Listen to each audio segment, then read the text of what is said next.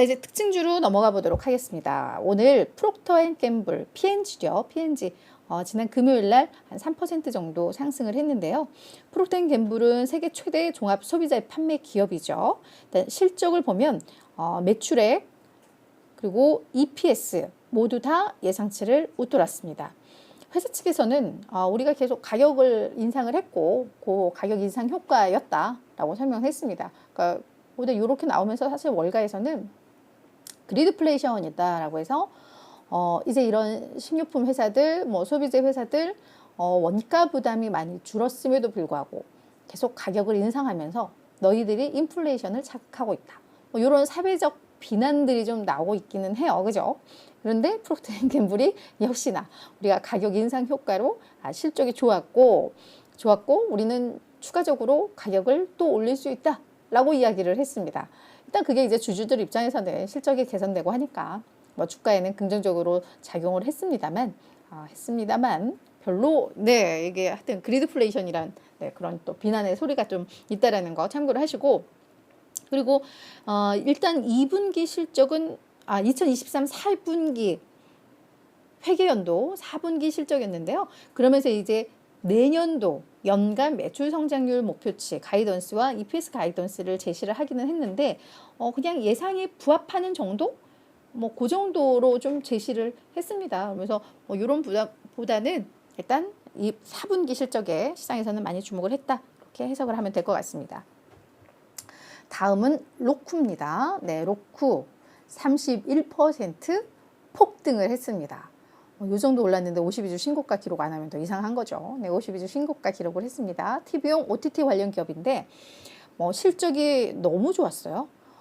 매출 전년 대비 한 11% 증가를 했는데 시장에서는 한 7억 7,500만 달러 예상을 했는데 거의 뭐 8억 5천만 달러로 완전히 서프라이즈가 나왔고요. EPS는 적자입니다. 지금 주당 0.76달러 손실인데 전년도는 마이너스 0.82였으니까 적자폭이 축소가 됐고요. 시장에서는 오히려 마이너스 1.28달러 예상을 했었거든요. 그러니까 너무 잘 나온 거죠. 완전 뭐 엄청난 서프라이즈였던 거죠. 그래서 이런 부분들이 주가 폭등으로 이어졌습니다. 그리고 활성 계정 수도 7,350만 개로 전분기보다 한 190만 개 정도 증가한 것으로 나오면서 시장에서는 광고 시장이 회복이 되면서 아마 로쿠가 다시 한번 이 성장 과속화의 이 길로 들어선 것 같다라는 그런 분석들이 좀 나왔습니다. 그게 이제 주가 급등의 배경으로 작용을 했고요. 3분기 매출 가이던스도 예상보다 더 높게 제시를 하면서 이런 성장 모멘텀이 상당히 부각됐었다. 이렇게 보시면 될 것 같습니다. 자, 세 번째는 샤오펑입니다. 요즘 저희가 이 샤오펑 정말 많이 좀 다루게 되는 것 같아요. 그죠? 이게 중국의 전기차 회사인데 확실히 이 샤오펑이 요즘 많이 언급이 돼요. 그죠? 16% 급등을 했습니다. 우리가 지난주에 아마 특징주에서도 한번 다룬 적이 있어요. 폭스바겐이 샤오펑에 7억 달러 투자하면서 지분 4.99% 확보하게 됐다. 뭐 이런 내용이었는데 요 투자 소식 우리 그냥 이거 잘 됐네요. 뭐 이러고 넘어갔었어요. 그때 주가 급등하고. 근데 월가에서 이에 대해서 상당히 좀 주목을 하고 있습니다. 그래서 월가의 호평이 상당히 많이 나오고 있는데 대표적으로 제프리스가 금요일 날 샤오펑에 대해서 투자 의견을 보유해서 매수로 높이고요. 와, 목표 주가 보세요. 7.8달러. 그러니까 샤오펑에 대해서 별로라는 의견을 갖고 있던 곳인 거예요. 근데 25달러로 높였습니다. 거의 한 3배 정도 상향 조정을 한 거죠. 그죠? 그러면서 뭐라고 했냐면 이 폭스바겐과의 제휴 이게 어느 정도의 의미가 있느냐라고 한다면 중국이 외국 기업에 기술을 수출하기 시작했다라는 데 있어서 이건 매우 의미가 있다. 그러니까 샤오펑의 기술을 독일의 폭스바겐이 인정했다라는 거잖아요. 그러면서 앞으로 세계적으로 이 브랜드 이미지가 상당히 개선될 가능성이 크다라고 평가를 했습니다. 게다가 이 샤오펑은 지금 요 고급 운전자 지원 시스템도 직접 그 기술도 개발을 하고 있는데 요게 이제 상용화될 가능성.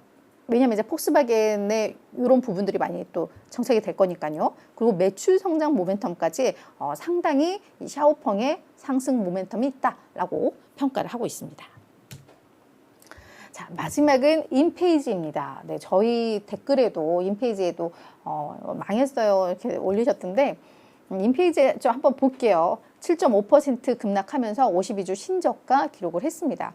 인페이지 에너지는 뭐 유럽 시장에 대한 뭐 공약 강화하고 있고 아마 유럽 시장이 이쪽 태양광 쪽에서는 훨씬 더 선진화되어 있기 때문에 그래서 그런 면에 있어서 인페이지 저희가 다루면서 나쁜 얘기는 거의 다루질 않았던 것 같아요. 그죠? 그러면서 뭐 지난번에 퍼스트 솔라 뭐 이건 너무 많이 올라서 부담되니까 이것보다는 인페이지를 사라 뭐 이런 월가의 평가들도 있었고 그래서 인페이지에 대해서는 월가에서도 되게 좀 호평을 받는 그런 기업인데 월가에서 자꾸 이제 목표가 하향이 좀 나오고 있습니다. 그래서 이 내용을 좀 봐야 될 것 같은데요. 그 태양광 마이크로 인버터 시스템을 개발하는 업체이죠. 그 태양광 패널 우리 맨날 사진 보면 이렇게 햇빛 쬐고 있는 그 패널들 그 뒤에 인버터를 다 칩마다 하나씩 넣어가지고 그 태양광을 우리가 쓸 수 있는 전기로 전환해주는 그 역할을 하는 그 인버터들, 개별 인버터를 만드는 뭐 그런 회사가 인페이지인데 일단 실적은 공개를 했는데요.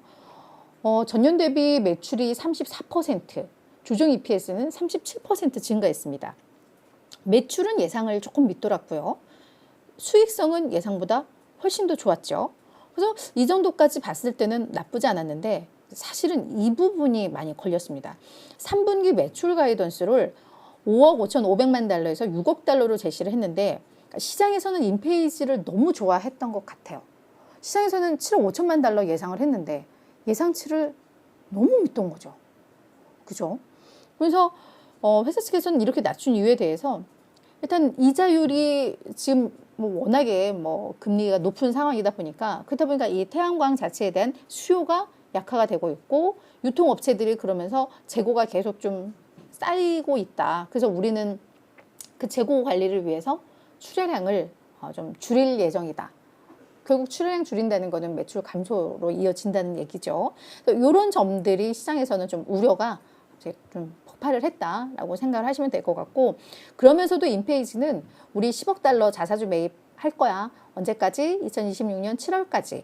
일단 1차적으로 자사주 매입 마무리가 됐고 이번에 마무리됐으니까 또 이제 추가적인 10억 달러 또 할 거야 라고 했는데 이것도 투자자들은 별로로 생각을 했던 것 같습니다. 왜냐하면 인페이지는 그동안 배당은 잘 하지 않고 주로 자사주 매입 방식의 주주 환원을 했었는데요.